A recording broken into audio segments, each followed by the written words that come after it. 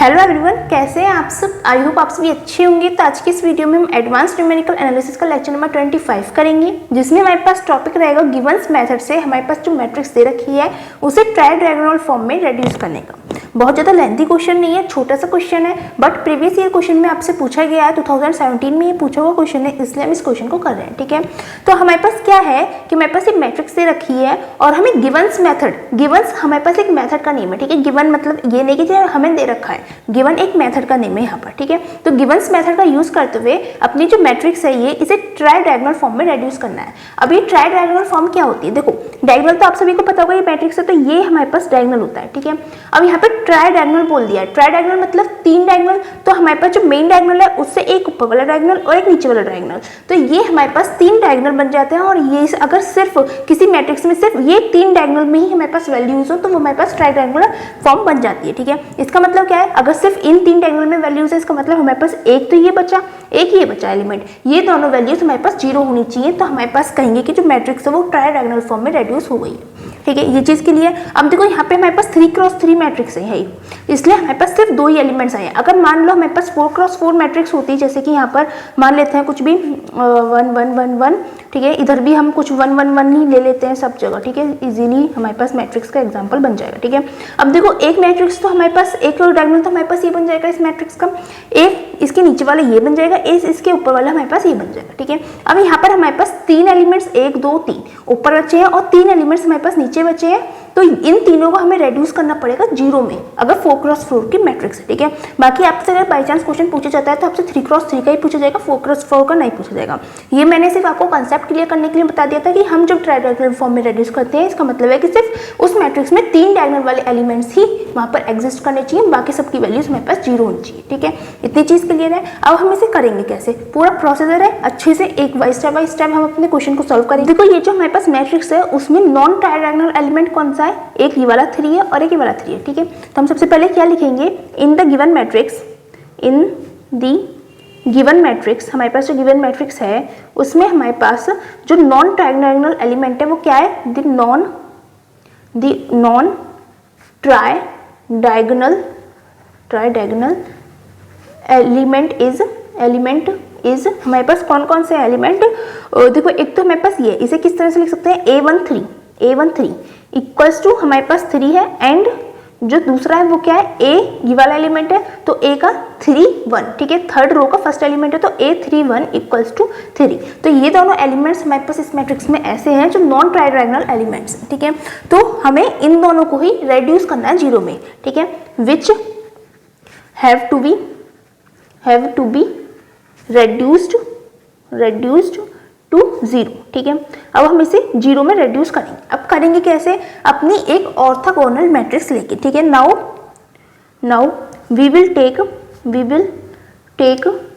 Orthogonal matrix. ठीक है, in the plane. अब देखो हमने यहाँ पे ऑर्थोगोनल मैट्रिक्स लेना है, ऑर्थोगोनल मतलब परपेंडिकुलर मैट्रिक्स, बिल्कुल इसके जैसी सी होगी बट परपेंडिकुलर डायरेक्शन में होगी, और किस प्लेन की होगी। अब प्लेन यहाँ पे हमें डिसाइड करना है। प्लेन कैसे डिसाइड होगा, हमारे पास देखो हमें कौन सा एलिमेंट करना है, a13 या फिर a31 करना है, दोनों में से हम कोई सा भी ले सकते हैं। ठीक है, सबसे पहले हम लेके चलते हैं a13 के हिसाब से करते हैं। ठीक है, a13 में हमारे पास ai, j है, अगर हमारे पास कोई भी एलिमेंट तो उसके जब हम प्लेन फाइंड करते हैं ऑर्थोगोनल मैट्रिक्स का, तो वो हमारे पास क्या आता है, ai+1, j हमारे पास प्लेन आ जाता है। ठीक है, a का i+1, j हमारे पास प्लेन बनेगा। अब देखो यहाँ पे i की वैल्यू क्या है, 1 है। ठीक है, +1 हो जाएगा, और j की वैल्यू हमारे पास 3 है, तो हम जो वैल्यू फाइंड करेंगे जो हमारे पास ऑर्थोगोनल मैट्रिक्स का प्लेन होगा वो 2,3 होगा। ठीक है, अगर दूसरे वाले के अकॉर्डिंग देखें तो हमारे पास क्या आ जाएगा, 3 में 1 ऐड करेंगे 4 और 1। ठीक है, 4,1 के अकॉर्डिंग आ जाएगा, बट हम ये प्लेन लेके चलेंगे क्योंकि 2 और 3 की मैट्रिक्स है, 2 और 3 हमारे पास इसमें इन्वॉल्व हो रहे हैं, तो इसलिए हमें इस वाले प्लेन के अकॉर्डिंग अपनी ऑर्थोगोनल मैट्रिक्स को कंसिडर करते हुए चलेंगे। ठीक है, इन द प्लेन हमारे पास प्लेन कौन सा रहेगा, 2,3 में। ठीक है, अब हम जो मैट्रिक्स लेंगे, ये चीज हमें सिर्फ समझने के लिए थी कि हम किस प्लेन में अपनी मैट्रिक्स ऑर्थोगोनल मैट्रिक्स को कंसिडर कर रहे हैं। ठीक है, अब जो हमारे पास ऑर्थोगोनल मैट्रिक्स आएगी वो बिल्कुल फिक्स रहने वाली है। वो मैट्रिक्स हमारे पास क्या रहेगी, p इक्वल्स टू, ठीक है, अब यहाँ पे 1 रहेगा, ये 0 ये 0 ये 0 ये 0, देखो 2, 3 प्लेन में हम लेके चल रहे हैं, ठीक है। इसका मतलब फर्स्ट प्लेन में फर्स्ट वाली जो रो और कॉलम होंगे उसमें सारी वैल्यूज 0 जाएंगे, 0 0 0 0। लेकिन फर्स्ट वाली जो है जिसमें दोनों का इंटरसेक्शन हो रहा है वो हमारे पास 1 रहेगा। क्यों? क्योंकि वो हमारे पास डायगोनल एलिमेंट बन रहा है, मेन डायगोनल एलिमेंट, ठीक है। इस तरह से आप याद कर सकते हैं। बाकी जो मैट्रिक्स होती है ये हमारे पास फिक्स्ड होती है, ठीक है। तो हमारे पास क्या एलिमेंट आएंगे यहाँ पे, कॉस थीटा माइनस का साइन थीटा और कॉस थीटा, ठीक है। ये चीज जैसे आपको सिर्फ लर्न करके रखने की ऑर्थोगोनल मैट्रिक्स हमें यही लेनी है, ठीक है। और जो आप प्लेन डिसाइड करेंगे वो मैंने बता दिया है कि आपको किस तरह से इस तरह से डिफाइन करना है, ठीक है। ये चीज क्लियर है। अब हम क्या करेंगे, यहाँ पर जो हमारे पास थीटा होता है, where theta is given by, जो हम थीटा को डिनोट करते हैं वो क्या होता है, जो हमारे पास मैट्रिक्स में A13 एलिमेंट है, मतलब फर्स्ट रो का जो थर्ड एलिमेंट है, जो हमारे पास मैट्रिक्स दे रखी है उसमें फर्स्ट रो का जो थर्ड एलिमेंट है उसे डिवाइड करते हैं फर्स्ट रो के सेकंड एलिमेंट से, हम उसे डिवाइड करते हैं, ठीक है। A12 से हम उसे डिवाइड करेंगे तो हमारे पास क्या हो जाएगा, theta equals to A13 upon A12 है, ठीक है। यहाँ से हमारे पास थीटा की वैल्यू कितनी आ जाएगी, A13 की वैल्यू हमारे पास कितनी है, 3 है, देखो यहाँ से, ठीक है। और A12 की वैल्यू है 1, तो 3/1 आ जाएगा, या फिर हम कहें तो थीटा इक्वल्स टू आ जाएगा 3, ठीक है। ये जो थीटा है वो हमारे पास इस तरह से आएगा, लेकिन यहाँ पे भी कुछ वैल्यू तो रहेगी, किसके इक्वल है, थीटा हमारे पास 3 के इक्वल तो नहीं होगा, डिग्री में होगा, तो हमारे पास थीटा जो इक्वल आता है वो हम किसके इक्वल रखते हैं, इसे tan थीटा के इक्वल लिख के चलते हैं, ठीक है।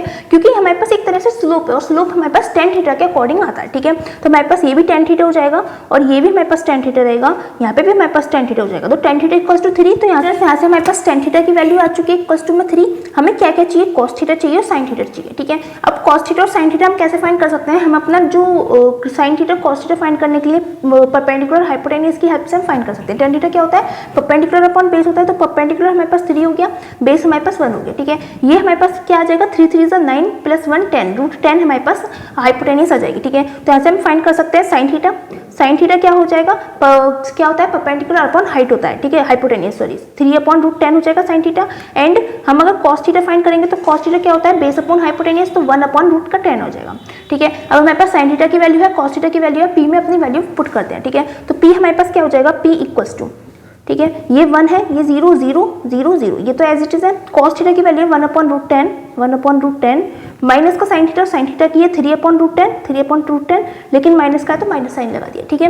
उसके बाद sin थीटा हमारे पास 3/√10 हो जाएगा और cos थीटा हमारे पास 1/√10 हो जाएगा, ठीक है। इतना कर लिया हमने। अभी हमारे पास जो ये मैट्रिक्स है ऑर्थोगोनल मैट्रिक्स आई है, ठीक है, लेकिन हमें तो अपनी मैट्रिक्स जो हमें दे रखी थी ए मैट्रिक्स उसे रेड्यूस करना है। तो उसे रेड्यूस करने के लिए हमारे पास सिंपल सा प्रोसीजर होता है। क्या प्रोसीजर होता है, हम लिख देते हैं direct, the reduced tridiagonal the reduced tridiagonal matrix is given by हम उसे किस तरह से लिख सकते हैं, हम उसे लिखते हैं P इनवर्स AP। हमारे पास जो ऑर्थोगोनल मैट्रिक्स है ये P, उसका हम इन्वर्स करेंगे, उसमें हम A मैट्रिक्स की मल्टीप्लाई करेंगे जो हमें क्वेश्चन में दे रखी है, और P मैट्रिक्स की मल्टीप्लाई करेंगे, ठीक है। अब एक चीज और है, यहाँ से हमें P इन्वर्स फाइंड करना होगा। P इन्वर्स फाइंड करने की यहाँ पे एक शॉर्ट ट्रिक है, क्या कि हमारे पास जो भी ऑर्थोगोनल मैट्रिक्स होती है, जैसे कि ऑर्थोगोनल मैट्रिक्स है, तो अगर हमें इसका इन्वर्स फाइंड करना है तो इसका सिंपल हम ट्रांसपोज कर देंगे तो हमारे पास इसका इन्वर्स आ जाएगा, ठीक है। तो हमारे पास P इन्वर्स क्या हो जाएगा, P इन्वर्स फाइंड करते हैं, इस मैट्रिक्स को ट्रांसपोज कर दो तो हमारे पास 1 0 0 हो जाएगा। सेकंड रो सेकंड कॉलम बनेगी 0 1/√10 और -3/√10 हो जाएगा। थर्ड रो थर्ड कॉलम बनेगी 0 3/√10 और 1/√10, हमारे पास इसकी इनवर्स मैट्रिक्स आ जाएगी, ठीक है। अब ए मैट्रिक्स क्या थी, ए मैट्रिक्स थी हमारे पास 2 1 3 1 4 2 3 2 3, ठीक है। उसके बाद हमें पी मैट्रिक्स चाहिए। पी मैट्रिक्स हमारे पास क्या है, 1 0 0 0 1/√10 3/√10 0 माइनस का 3/√10 1/√10, ठीक है। ये हमारे पास मैट्रिक्स आ गया।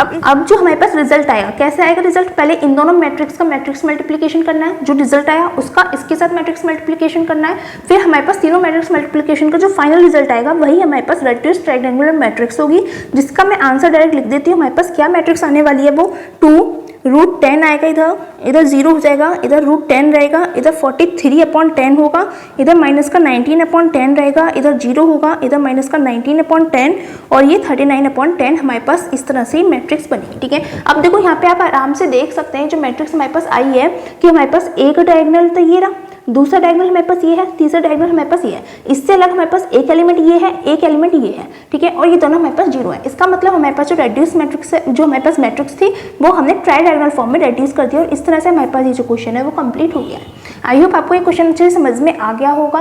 कोई डाउट रहता है तो आप हमसे कमेंट सेक्शन में पूछ लीजिएगा। इस टॉपिक से रिलेटेड कोई भी आपके सिलेबस में मेंशन नहीं है, बट प्रीवियस ईयर में आपसे पूछा गया है, इसलिए मैंने क्वेश्चन आपको सॉल्व करके बता दिया है। तो स्टूडेंट्स यहाँ पे हम एक क्वेश्चन और कर लेते हैं जो मैंने आपको होमवर्क में दिया था। गॉस-लेग्रांड रेस के ऊपर आपका कमेंट आया कि आपसे नहीं हो रहा है, तो मैंने एक सॉल्यूशन कर दिया है, जिसे मैं आपको एक बार एक्सप्लेन कर देती हूँ किस तरह से कराए। और यहाँ पर मैंने थोड़ा और अच्छे से लिखने की कोशिश करी है जिससे आपको और अच्छे से समझ में आ जाए, ठीक है। क्वेश्चन हमारे पास ये था कि हमें इवेल्यूएट करना है इस इंटीग्रल का, जो इंटीग्रल है 1 से 2 तक 2x into d x upon 1 plus x to the power 4 using Gauss Legendre रेस 3 पॉइंट क्वाड्रेचर रूल, ठीक है। 3 पॉइंट क्वाड्रेचर रूल का यूज करते हुए हमें गॉस-लेग्रांड रेस मेथड को सॉल्व करना था। तो हमने सबसे पहले लिख लिया कि हमारे पास इंटीग्रल ये है, ठीक है। टू अप्लाई गॉस-लेग्रांड रेस quadrature rule we have to make transformation of limits to 1 -1 to 1, ठीक है। हमारे पास जब भी हम गॉस क्वाड्रेचर रूल लगाना होता है, गॉस-लेग्रांड रेस मेथड से हमें इंटीग्रल सॉल्व करना होता है, तो हमारे पास जो लिमिट्स है इंटीग्रल की वो हमारे पास -1 से 1 के बीच में ही होनी चाहिए, ठीक है। उसके लिए हमारे पास ट्रांसफॉर्मेशन करना पड़ता है अपनी लिमिट्स का, और लिमिट्स का ट्रांसफॉर्मेशन करने के लिए हमारे पास फॉर्मूला है x equals to b minus a upon 2 u plus b plus a upon 2, ठीक है। जहाँ पे हमारे पास जो b है वो हमारे पास अपर लिमिट होती है और जो a है वो हमारे पास लोअर लिमिट होती है, ठीक है। तो 2 माइनस 1 अपॉन 2 u हो गया प्लस 2 प्लस 1 अपॉन 2 हो गया, ठीक है। ये हमारे पास 1 अपॉन 2 ये दैट इज u अपॉन 2 हो गया, और 3 अपॉन 2 दैट इज 1.5 आ गया x की वैल्यू, ठीक है। और यहाँ से हमने dx निकाला है, तो dx हमारे पास आ गया 1 अपॉन 2 du, ठीक है। अब हमारे पास i क्या हो गया, मतलब हमारे पास जो इंटीग्रल था वो क्या था, 1 से 2x upon 1 plus x to the power 4 dx था।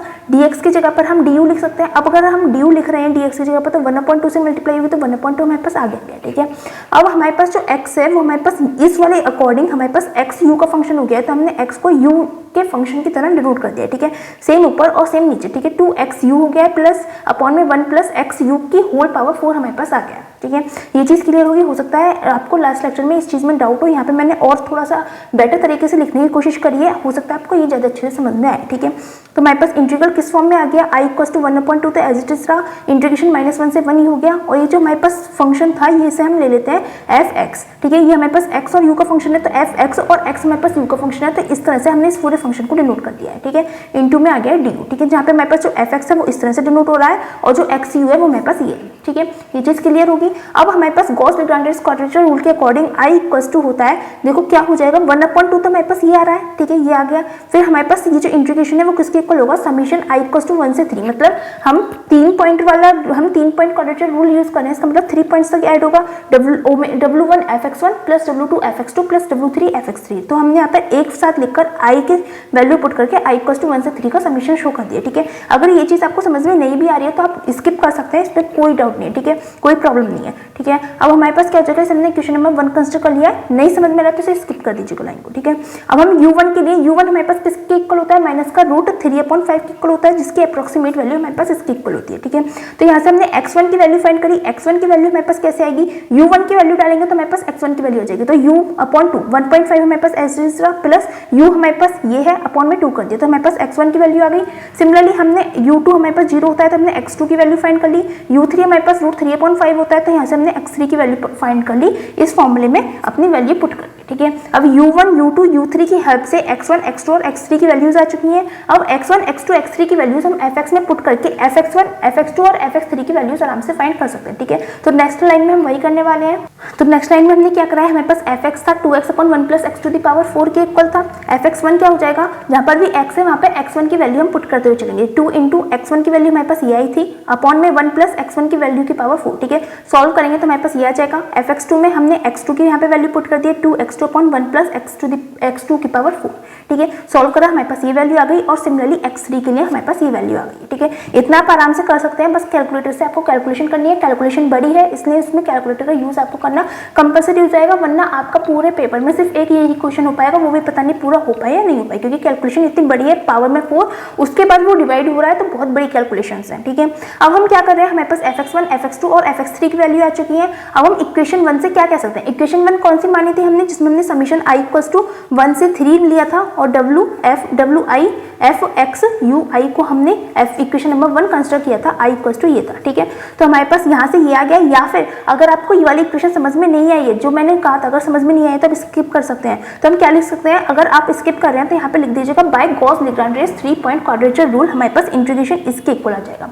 ठीक है, ये चीज लिख सकते हैं, या फिर अपने ये इक्वेशन समझ में आ गई है तो नाउ फ्रॉम इक्वेशन 1 से हमारे पास ये आ गया है कि 1/2 W1 fx1 plus W2 fx2 plus W3 fx3। ठीक है, और ये 1/2 कैसे आया, ये चीज आपको क्लियर होनी चाहिए, कभी आप एग्जाम में इस 1/2 को छोड़ दें। कैसे आया है हमारे पास, क्योंकि हमने dx को du में कन्वर्ट किया था, यहाँ से x से जब u पे गए तो dx को du में कन्वर्ट करे थे तो 1/2 की मल्टीप्लाई हो रही थी, इसलिए हमारे पास 1/2 एक्स्ट्रा में आ रहा है। ठीक है, एक्स्ट्रा तो नहीं है, मतलब समझ रहे होंगे किस तरह से यहाँ पे आ रहा है। ठीक है, अब W1 की वैल्यू हमारे पास 5/9 होती है, फिक्स है। W2 की वैल्यू 8/9 होती है, W3 की वैल्यू 5/9 होती है। मल्टीप्लाई कर दी, fx1 की वैल्यू यहाँ से रख दी, fx2 की वैल्यू हमने यहाँ पे रख दी और fx3 की वैल्यू हमने यहाँ पे रख दी। इसकी मल्टीप्लाई करी, ये वैल्यू आ गई, इसकी मल्टीप्लाई करी, ये वैल्यू आ गई, इसकी मल्टीप्लाई करी तो ये वैल्यू आ गई। ठीक है, तीनों को ऐड करा, ये आ गया, 2 से डिवाइड करा तो हमारे पास ये आ गया, और यही हमारे पास इंटीग्रेशन की वैल्यू हो गई। इस तरह से हमने गॉस लेग्रांड 3 पॉइंट क्वाड्रेचर रूल का यूज करते हुए अपने इंटीग्रल की वैल्यू फाइंड कर दी है।